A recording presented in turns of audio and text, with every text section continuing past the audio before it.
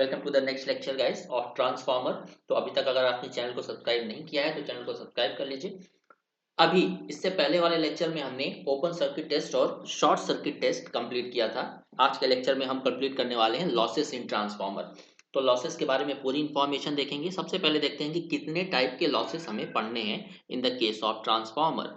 तो सबसे पहला लॉस हमें पढ़ना है कॉपर लॉस। कॉपर लॉस को ओमिक लॉस सॉरी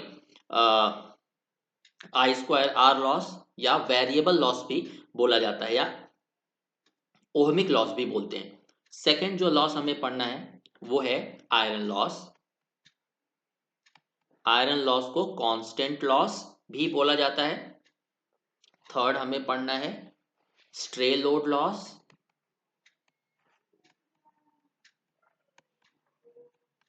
और चौथा हमें देखना है डाइलेक्ट्रिक लॉस।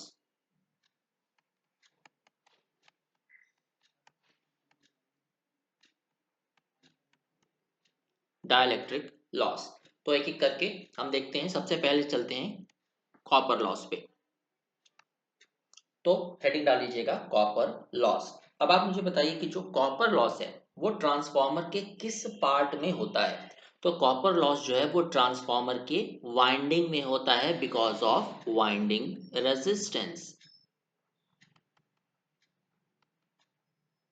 ये वाइंडिंग में होता है ट्रांसफार्मर के बिकॉज ऑफ वाइंडिंग रेजिस्टेंस। तो अगर आपसे बोला जाए कि आप टोटल ट्रांसफार्मर का या किसी ट्रांसफार्मर का टोटल कॉपर लॉस बताइए कितना होगा। तो total copper loss in transformer क्या हो जाएगा। प्राइमरी वाइंडिंग का copper loss that is R1 square R1 plus secondary winding का copper loss that is R2 square sorry I2 square R2। एक तो ये मेथड हो गया इसे रिप्रेजेंट करने का।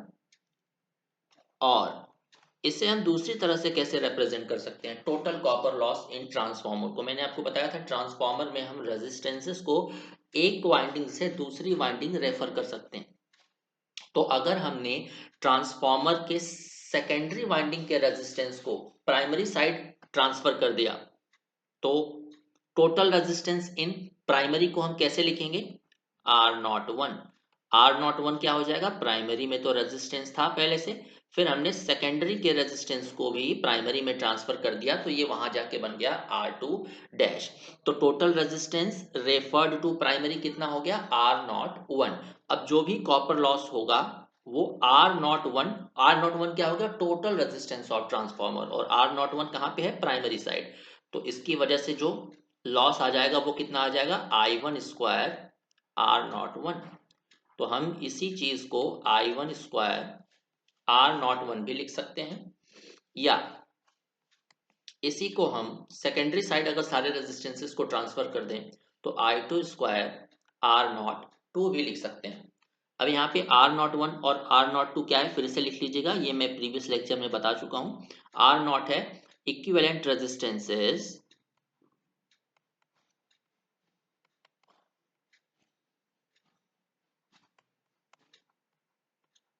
Referred to primary.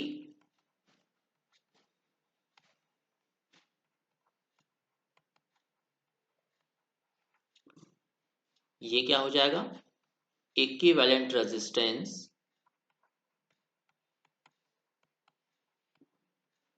Referred to secondary. Correct. अब यहां से हम ये कैसे प्रूव करेंगे। हम जानते हैं कॉपर लॉस को वेरिएबल लॉस भी बोलते हैं बट क्यों वेरिएबल लॉस बोला जाता है चलिए देखते हैं। अगर कोई बोलता है कि नॉर्मल कॉपर लॉस का फॉर्मूला क्या होता है तो हम क्या बताएंगे कॉपर लॉस होता है आई स्क्वायर आर। किसी भी वायर का जो रेजिस्टेंस है अगर टेम्परेचर कांस्टेंट है तो रेजिस्टेंस को हम कांस्टेंट मान लेते हैं। मतलब copper loss is directly proportional to current का स्क्वायर। अब करंट ट्रांसफार्मर की अगर हम बात करें तो करंट किस पे डिपेंड करता है। Current depends on load. तो लोड क्या हमेशा कांस्टेंट होता है? जैसे आपके घर में जितनी भी लोड है, टीवी, फ्रिज, वॉशिंग मशीन, ये सारी चीजें हमेशा कांस्टेंट होती हैं, मतलब या तो चलती ही रहें या तो बंद रहें, ऐसा नहीं होता। लोड हमेशा वेरी करता रहता है। तो अगर लोड वेरी कर रहा है तो करंट वेरी करेगी, जिसकी वजह से कॉपर लॉस वेरी करेगा। इसीलिए कॉपर लॉस को हम बोलते हैं वेरिएबल लॉस। ठीक इसी तरह से जब हम डिस्ट्रीब्यूशन ट्रांसफार्मर की बात करते हैं, डिस्ट्रीब्यूशन ट्रांसफार्मर क्या करता है? हमारे घरों तक सप्लाई पहुंचाता है। तो हमारे घरों के लोड जब कांस्टेंट नहीं है तो डिस्ट्रीब्यूशन ट्रांसफार्मर का जो लोड है वो कांस्टेंट नहीं माना जाएगा। तो डिस्ट्रीब्यूशन ट्रांसफार्मर की जो करंट है वो हमेशा वेरी करती रहेगी। तो मान लेते हैं लोड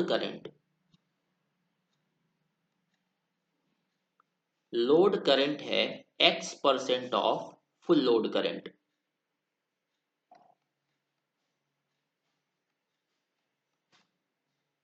ट्रांसफार्मर हमेशा फुल लोड पे तो ऑपरेट नहीं करेगा, हमेशा लोड चेंज होता रहता है। तो मान लेते हैं कि जो लोड करंट है किसी एक पर्टिकुलर टाइम पे फुल लोड करंट की X% है, करेक्ट? तो कॉपर लॉस क्या हो जाएगा? डायरेक्टली प्रोपोर्शनल टू करंट क्या है? X times of full load current. तो कॉपर लॉस क्या हो जाएगा? X square times of full load copper loss.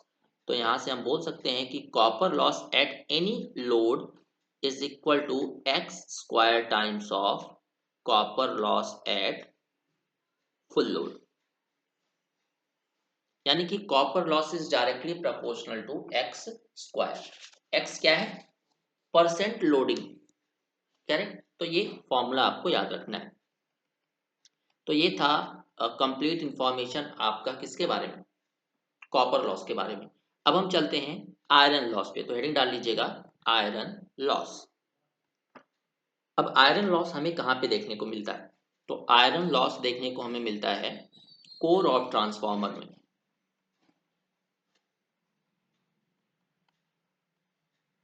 Core of transformer किससे बना होता है? Silicon steel. तो जो स्टील है वो एक तरह का क्या है?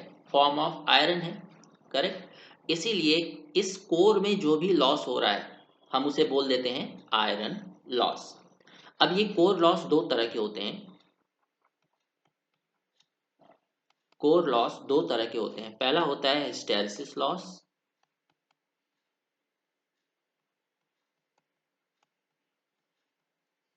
प्लस दूसरा होता है एडी करंट लॉस।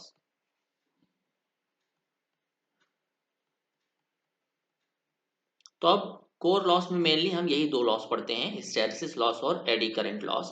तो पहला हेडिंग डाल लीजिएगा हिस्टैरिसीस लॉस।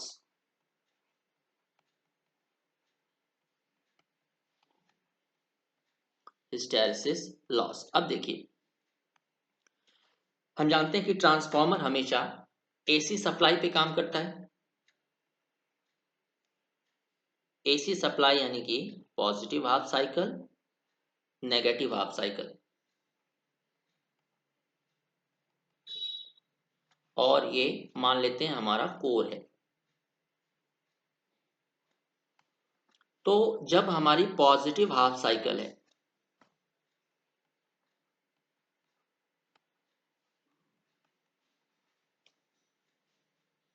तो जो कोर है उसमें बहुत सारे डाइपोल्स होते हैं। तो पॉजिटिव हाफ साइकिल में हम मान लेते हैं कि जो डाइपोल्स हैं वो इस पर्टिकुलर डायरेक्शन में ओरिएंटेड हैं। Dipoles are oriented like this. But just after positive half cycle जो सप्लाई है वो चेंज हो रही है, that is negative half cycle आ रहा है। तो नेगेटिव हाफ साइकिल के लिए देख लेते हैं डाइपोल्स का बिहेवियर क्या होगा फॉर नेगेटिव हाफ साइकिल।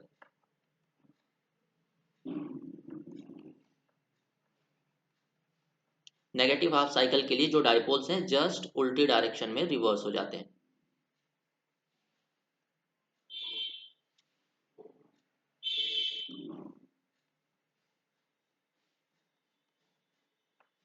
ये हमारा कोर है, राइट? कोर के डाइपोल्स की हम बात कर रहे हैं। तो आप देख सकते हो जो डाइपोल्स हैं पूरा रोटेट हो रहे हैं 180 डिग्री डायरेक्शन में। तो इस डाइपोल को रोटेट करने में जो भी एनर्जी का लॉस होता है उसे हम बोलते हैं हिस्टैरिसीस लॉस। तो एक पॉइंट लिख लीजिएगा, the energy required to reverse the direction of dipoles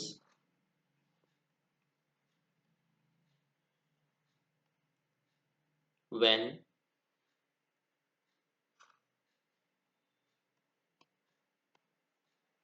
supply changes from positive to negative half cycle is known as, energy यहां पे लॉस लिख लीजिएगा, energy loss during reversing the direction of dipoles when supply changes from positive to negative half cycle is known as hysteresis loss.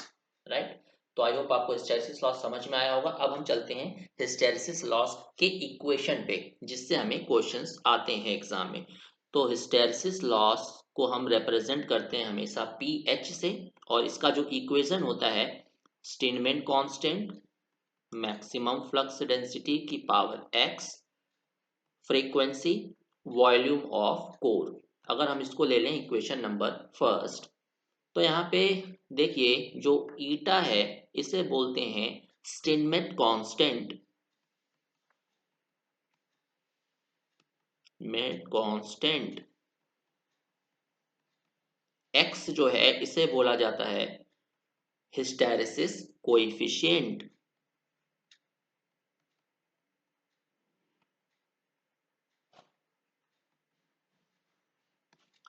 Hysteresis coefficient, तो जो x की value है, हम कौन सा कोर यूज कर रहे हैं यहाँ पे स्टार्टिंग में, जो कंस्ट्रक्शन ऑफ कोर याद करिए, यहाँ पे हम यूज कर रहे हैं CRGO material for the construction of core. CRGO क्या होता है? Cold rolled grain oriented silicon steel. तो सीआरजीओ के लिए हमेशा जो x की वैल्यू होती है वो अप्रोक्सीमेटली 1.6 होती है।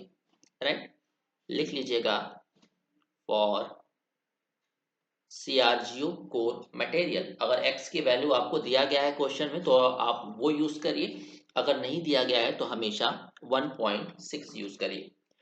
अब ट्रांसफॉर्मर का जब मैंने ईएमएफ इक्वेशन पढ़ाया था तो वहां पे मैंने बताया था कि जो मैक्सिमम फ्लक्स डेंसिटी है वो किसके डायरेक्टली प्रोपोर्शनल होता है? V बाई एफ के रेशियो के। ये ध्यान दीजिएगा, यहाँ पे इक्वेशन 1 में जो V है वो वॉल्यूम है, यहाँ पे जो V है वो वोल्टेज है। इसको ले लेते हैं इक्वेशन नंबर सेकेंड। तो ऊपर देखिए जो हिस्टैरिसीस लॉस है वो डायरेक्टली प्रोपोर्शनल है बी एम की पावर एक्स का, from equation first and second. जो हिस्टैरिसीस लॉस है वो डायरेक्टली प्रोपोर्शनल है मैक्सिमम फ्लक्स डेंसिटी की power x into frequency. Volume अगर हम कांस्टेंट ले लें और ईटा जो है वो वैसे ही कांस्टेंट है, तो hysteresis loss is directly proportional to bm की power x multiplied by frequency. तो hysteresis loss is directly proportional to bm को हम क्या लिख सकते हैं? v बाई एफ की पावर x इंटू फ्रीक्वेंसी। इसको ले लीजिए इक्वेशन नंबर थर्ड। अब यहाँ पे आपको मिलते हैं दो कंडीशंस। सबसे पहली कंडीशन है condition 1, if v by F is constant. दूसरी कंडीशन क्या है?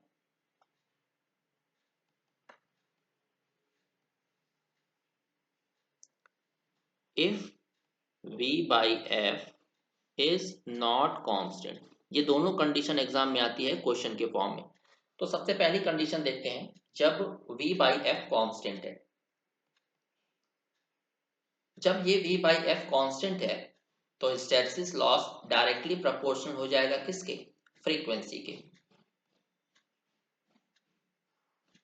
राइट। अब देखते हैं जब v बाई एफ कॉन्स्टेंट नहीं है, तो जब v बाई एफ कॉन्स्टेंट नहीं है तो v बाई एफ को हम प्रोपोर्शनैलिटी में इंक्लूड नहीं कर सकते क्योंकि वो कांस्टेंट नहीं है। One second. तो hysteresis loss is directly proportional to v की पावर x अपॉन f की पावर x इंटू f। तो hysteresis loss is directly proportional to v की पावर x, f की पावर x को ऊपर लेके जाइए तो ये आ जाएगा 1 minus X. But we know that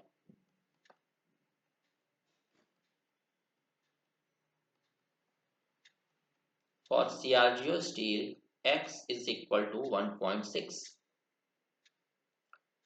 तो hysteresis loss is directly proportional to v की पावर x, 1 माइनस 1.6 क्या आ जाएगा, सॉरी v की पावर x नहीं, अब इसे v की पावर 1.6 लिखते हैं, f की पावर माइनस 0.6। तो क्वेश्चन में अगर आपको हिस्टैरिसीस लॉस पूछा गया है और v बाई एफ का रेशियो कांस्टेंट है तो ये रिलेशन यूज करिए, hysteresis loss is directly proportional to frequency. और अगर v बाई एफ का रेशियो कांस्टेंट नहीं है तो ये रिलेशन यूज करिए जो सेकंड में हमने दिया है। ये तो था हिस्टैरिसीस लॉस के बारे में। अब आयरन लॉस का जो सेकंड पार्ट है उसे देख लेते हैं, that is AD current loss. तो हेडिंग डाल लीजिएगा, एडी करंट लॉस। तो देखिए हम जानते हैं कि जैसे ये हमारा ट्रांसफार्मर का कोर है, इससे क्या फ्लो हो रही है, फ्लक्स फ्लो हो रही है कुछ इस डायरेक्शन में 5 5। अब ये फ्लक्स कैसा है, एसी, मतलब टाइम के साथ वेरी हो रहा है। तो जब ये फ्लक्स इस कोर को, कोर तो स्टेशनरी है, फ्लक्स क्या हो रहा है, टाइम के साथ वेरी हो रहा है, मतलब फैराडे लॉ सेटिस्फाई हो रहा है, यानी कि जो फ्लक्स है ये कोर को कट करेगी, और जब फ्लक्स कोर को कट करेगी तो कोर में क्या होगा, ईएमएफ इंड्यूस होगा। और कहीं पे भी ईएमएफ इंड्यूस हो रहा है और वहां पे क्लोज पाथ प्रेजेंट है तो डायरेक्ट क्या फ्लो होना शुरू हो जाती है, करंट। तो देखिए आप यहाँ पे क्लोज पाथ हमें मिल रहा है तो इस ईएमएफ की वजह से क्या फ्लो होना शुरू हो जाएगी, करंट। इसी को बोला जाता है eddy current.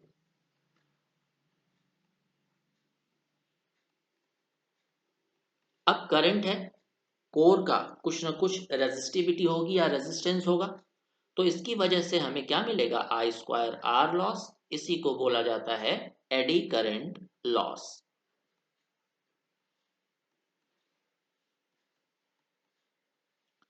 AD current loss.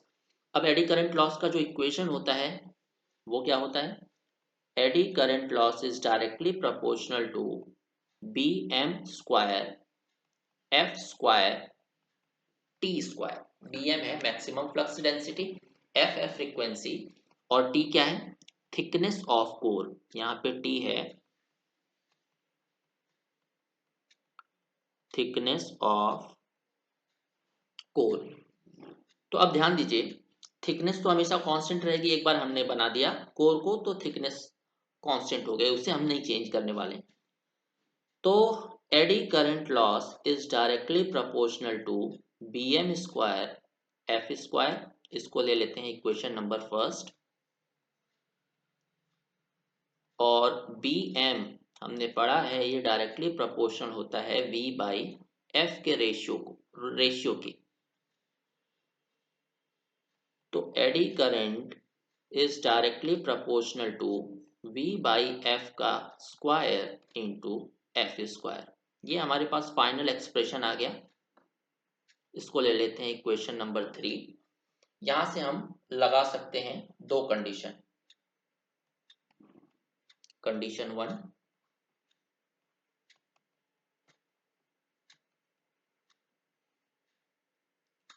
जब v बाई एफ का रेशियो क्या हो, कांस्टेंट हो। Condition 2,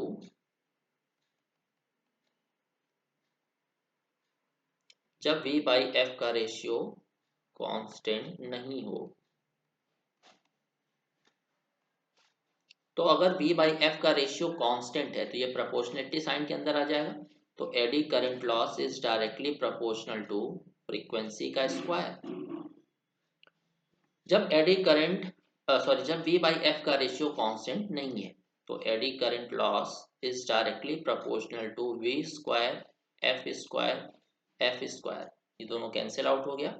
AD current is directly proportional to v square. तो आप देख सकते हो अगर किसी भी क्वेश्चन में v बाई एफ का रेशियो कांस्टेंट पूछा गया हो तो एडी करंट जो होगी वो डायरेक्टली प्रोपोर्शनल टू फ्रीक्वेंसी के स्क्वायर होगी। और अगर v बाई एफ का रेशियो कांस्टेंट नहीं है तो जो एडी करंट है वो डायरेक्टली प्रोपोर्शनल टू वोल्टेज के स्क्वायर होगी। करेक्ट। और अगर हमें टोटल आयरन लॉस पूछा जाए,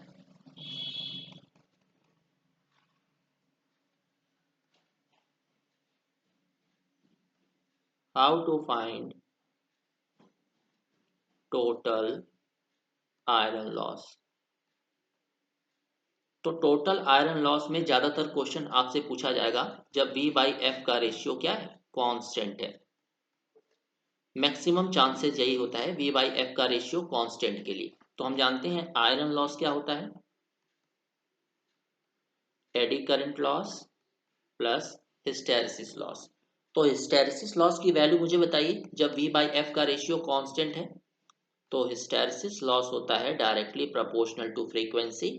तो हिस्टैरिसीस लॉस, प्रोपोर्शनैलिटी साइन हटाइए तो एक प्रोपोर्शनैलिटी कांस्टेंट लगाना पड़ेगा, तो हम लगा देते हैं a। Eddy current loss directly proportional होता है फ्रीक्वेंसी स्क्वायर के। तो eddy current loss is equal to एक प्रोपोर्शनैलिटी साइन लगा दीजिए एफ स्क्वायर। तो यहां से टोटल हमारा आयरन लॉस कितना आ जाएगा, A F plus B F square. ये फॉर्मूला यूज करके आप आयरन लॉस निकाल लेना। अभी क्वेश्चंस करवाऊंगा मैं नेक्स्ट क्लास में, इस पे बेस्ड बहुत सारे क्वेश्चंस आते हैं। तो ये था हमारा कंप्लीट हो गया आयरन लॉस। तो एक टेबल बना के लिख लीजिएगा, हिस्टैरिसीस लॉस की दोनों कंडीशन और ये एडी करंट लॉस की दोनों कंडीशन, ताकि आपको भूलना नहीं चाहिए। थर्ड जो इंपॉर्टेंट लॉस है वो है stray load loss.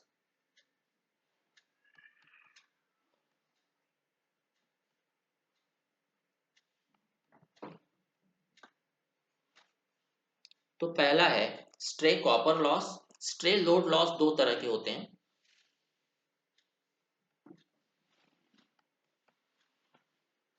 Stray copper loss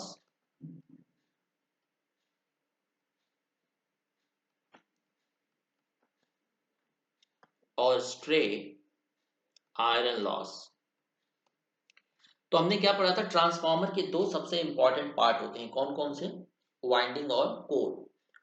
तो जो स्ट्रे लोड लॉस होता है वो वाइंडिंग में भी नहीं, मतलब वाइंडिंग में होता है बट जो कोर है उसमें नहीं होता। राइट, कैसे, चलिए देखते हैं। तो मान लीजिए हमारा एक कंडक्टर है,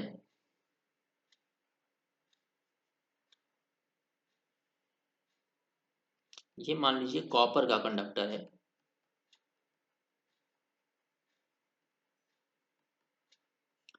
इस कॉपर कंडक्टर से करंट फ्लो हो रही है।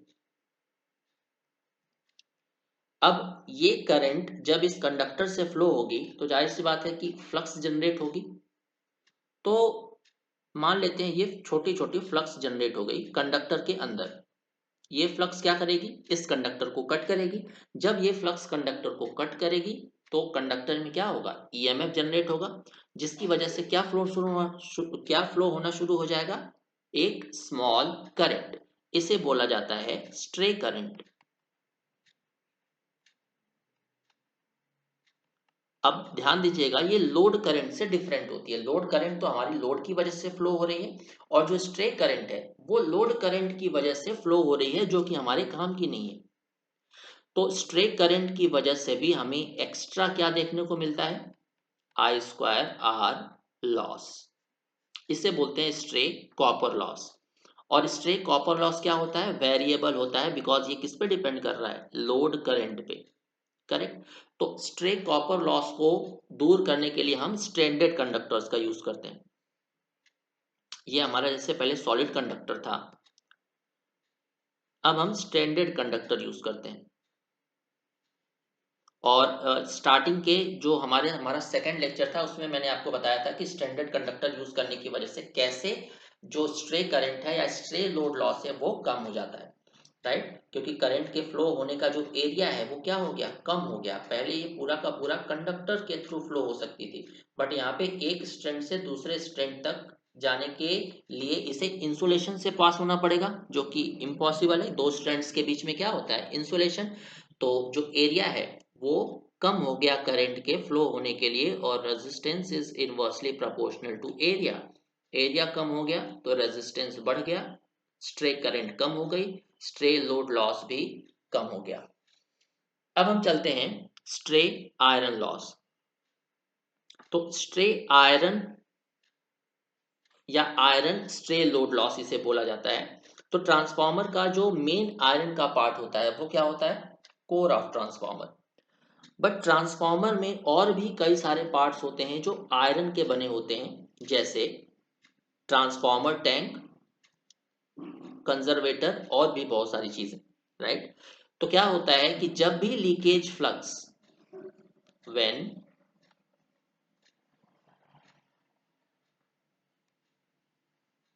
leakage flux links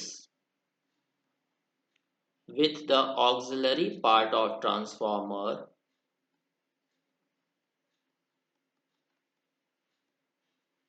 auxiliary part of transformer, auxiliary part में कौन कौन से पार्ट आ जाते हैं, मेन पार्ट तो होता है ट्रांसफार्मर का कोर, ऑक्सिलरी पार्ट में हमारा आ जाता है कंजर्वेटर, ट्रांसफार्मर टैंक, एक्सेट्रा। तो जब लीकेज फ्लक्स कंजर्वेटर को लिंक कर जाए या ट्रांसफार्मर टैंक को लिंक कर जाए, तो क्या होगा, जो लीकेज करंट है, सॉरी जो लीकेज फ्लक्स है वो क्या करेगी, ऑक्सिलरी पार्ट को कट करेगी। Then EMF will induce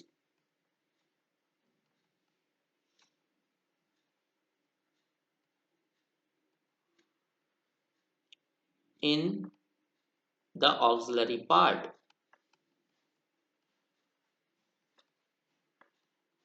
which result in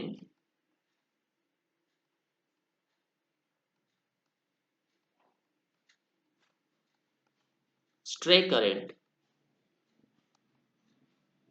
और स्ट्रे करंट जैसे ईएमएफ इंड्यूस हुआ ऑक्सिलरी पार्ट में, तो क्लोज पाथ मिलते ही वहां क्या फ्लो होना शुरू हो जाएगी, करंट। और उस करंट की वजह से जो लॉस होगा हम उसे बोलेंगे stray iron loss. Correct.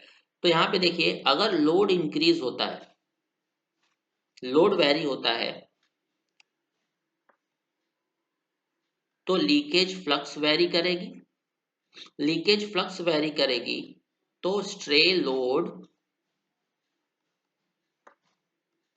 Loss भी वेरी करेगा। तो हम क्या बोल सकते हैं कि जो स्ट्रे लॉस है हमारा वो कांस्टेंट है या वेरिएबल है। स्ट्रे लॉस हमेशा वेरिएबल होता है, क्योंकि ये करंट पे डिपेंड कर रहा है। अगर लोड पे सॉरी लोड पे डिपेंड कर रहा है, अगर लोड वेरी करती है तो लीकेज फ्लक्स वेरी करेगी, जिसकी वजह से जो फ्लक्स ऑक्सिलरी पार्ट को लिंक कर रही है वो वेरी करेगी, तो उसमें जो ईएमएफ इंड्यूस हो रहा है वो वेरी करेगा, जिसकी वजह से जो करंट जनरेट हो रही है ऑक्सिलरी पार्ट में वो वेरी करेगी, तो उसकी वजह से होने वाला लॉस भी वेरी करेगा। स्ट्रे लॉस बहुत कम होता है, 0.5% ऑफ जो टोटल लॉस है वो हमें देखने को मिलता है, या टोटल लोड यानी कि फुल लोड आउटपुट का 0.5% होता है सिर्फ स्ट्रे लॉस, तो इसीलिए हम इसे नेग्लेक्ट कर देते हैं। अब लास्ट जो लॉस है वो हम देखते हैं। फोर्थ लॉस क्या है? Dielectric loss.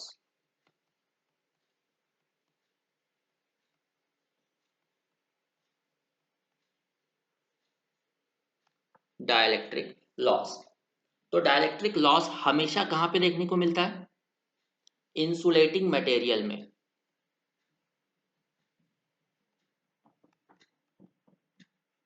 Insulating material of transformer, right. जैसे इंसुलेटिंग मटेरियल का एग्जांपल मुझे बताइए। सॉलिड एंड लिक्विड इंसुलेशन दोनों इसमें आ जाते हैं। सॉलिड प्लस लिक्विड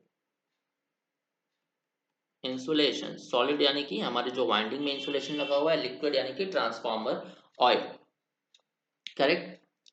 तो होता क्या है कि जैसे ये हमारा इंसुलेटिंग मटेरियल है,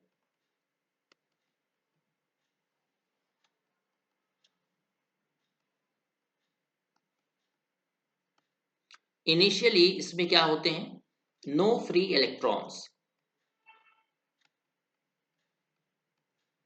बट जैसे ही हम वोल्टेज अप्लाई करते हैं, एक स्मॉल अमाउंट की करंट फ्लो होना शुरू हो जाती है, बहुत ही स्मॉल अमाउंट की करंट फ्लो होना शुरू हो जाती है, because breaking of dipole, dipole के ब्रेक होने की वजह से एक बहुत ही small amount of current flow होना शुरू हो जाती है इंसुलेटिंग मटेरियल के अंदर।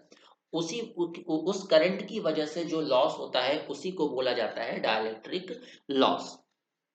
तो याद रखिएगा, अगर हमारा कोई नॉर्मल इंसुलेशन है तो उसमें कोई भी फ्री इलेक्ट्रॉन नहीं होता, बट जैसे ही हम उसमें वोल्टेज अप्लाई करते हैं, जो डाइपोल है वो टूट जाते हैं, जिसकी वजह से कुछ फ्री इलेक्ट्रॉन जनरेट हो जाते हैं, और वो फ्री इलेक्ट्रॉन इलेक्ट्रिसिटी को कंडक्ट करने में हेल्प करते हैं, जिसकी वजह से एक स्मॉल अमाउंट की करंट फ्लो होना शुरू हो जाती है, और उसकी वजह से जो लॉस होता है उसे बोलते हैं डाइलेक्ट्रिक लॉस, करेक्ट। अब देखिए, डाइलेक्ट्रिक क्या होता है? Minus plus. मान लेते हैं ये हमारा डाइलेक्ट्रिक है, सॉरी नॉट डाइलेक्ट्रिक, डाइपोल। ये हमारा डाइपोल है। पहले प्लस और माइनस चार्ज क्या है, मैं बहुत सिंपल लैंग्वेज में समझा रहा हूं, समझने की कोशिश करिएगा। पहले क्या है कि जो पॉजिटिव और नेगेटिव चार्जेस हैं वो आपस में बाउंडेड हैं एक फोर्स की वजह से। फिर हमने अप्लाई किया वोल्टेज, वोल्टेज की वजह से क्या आया? Electric field. तो मान लेते हैं इलेक्ट्रिक फील्ड का जो डायरेक्शन है वो इस डायरेक्शन में, इलेक्ट्रिक फील्ड।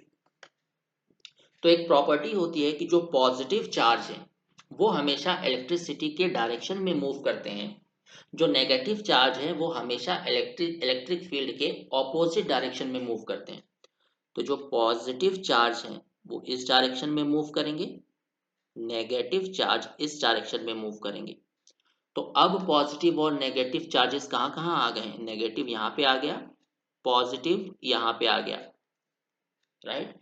मतलब इन दोनों के बीच जो बॉन्ड बना था वो टूट चुका है, क्योंकि ये बहुत दूर दूर पहुंच चुके हैं। मतलब ये इलेक्ट्रॉन क्या है, चार्जेस क्या है, फ्री हैं टू कंडक्ट इलेक्ट्रिसिटी। तो जब ये इलेक्ट्रिसिटी कंडक्ट करते हैं उसकी वजह से एक स्मॉल करंट फ्लो होना शुरू हो जाती है, जिसकी वजह से हमें लॉस देखने को मिलता है, जिसे बोलते हैं डाइलेक्ट्रिक लॉस। तो किसी भी डाइलेक्ट्रिक के लिए डेल्टा क्या कहलाता है? Loss angle, right. और डाइलेक्ट्रिक लॉस का फॉर्मूला क्या होता है? डाइलेक्ट्रिक लॉस का फॉर्मूला होता है V I tan delta. V है वोल्टेज जो हमने अप्लाई किया है, आई है करंट जो इलेक्ट्रॉन कुछ इलेक्ट्रॉन के फ्री होने की वजह से फ्लो हो रही है, और tan डेल्टा क्या है, लॉस एंगल। तो अगर हमारा कोई परफेक्ट डाइलेक्ट्रिक है, for perfect dielectric, perfect dielectric के लिए tan डेल्टा की वैल्यू क्या होती है, जीरो। तो अगर tan डेल्टा की वैल्यू जीरो हो गई तो डाइलेक्ट्रिक लॉस क्या हो जाएगा, जीरो। करेक्ट। तो dielectric loss for perfect dielectric क्या होता है, जीरो। बट जो हमारे प्रैक्टिकल डाइलेक्ट्रिक मटेरियल हम यूज करते हैं उसमें tan डेल्टा की वैल्यू जीरो नहीं होती, बहुत कम होता है डाइलेक्ट्रिक लॉस, बट फिर भी होता है, जीरो नहीं होता। अब देखिए, जो डाइलेक्ट्रिक लॉस है वो डिपेंड किस पे कर रहा है, अप्लाइड वोल्टेज पे। अप्लाइड वोल्टेज हमेशा कांस्टेंट होता है, 230 जितना भी हम अप्लाई कर रहे हैं उसको बार बार तो चेंज करता नहीं है कोई। तो अगर अप्लाइड वोल्टेज कांस्टेंट है तो डाइलेक्ट्रिक लॉस भी क्या होगा, कांस्टेंट। याद रखिएगा, ये यहाँ पे जो आई है ये लोड करंट नहीं है, नहीं तो लोड करंट तो वेरिएबल होती है। मैं लिखवा देता हूं, वी है यहाँ पे अप्लाइड वोल्टेज,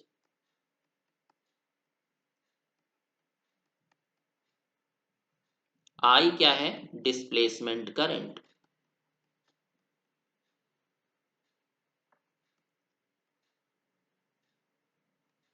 tan डेल्टा क्या है, dielectric loss.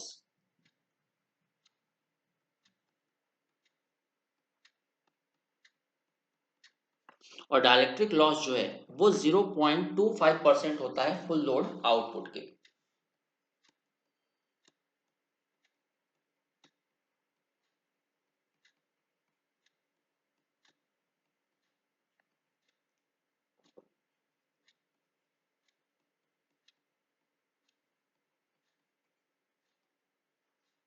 Correct.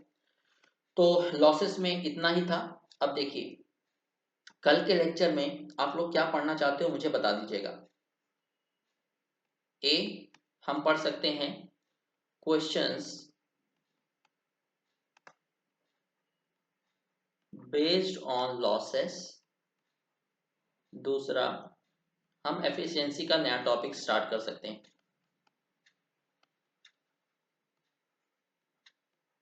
Efficiency of transformer, new topic हम स्टार्ट कर सकते हैं। तो ए या बी आप लोग मुझे कमेंट करके बताइए, ताकि हम नेक्स्ट लेक्चर में वही चीज स्टार्ट कर सकें, राइट। तो ज़्यादा अगर कमेंट आते हैं जिस टॉपिक पे, वो टॉपिक हम स्टार्ट कर देंगे अपने नेक्स्ट लेक्चर में। So thank you very much.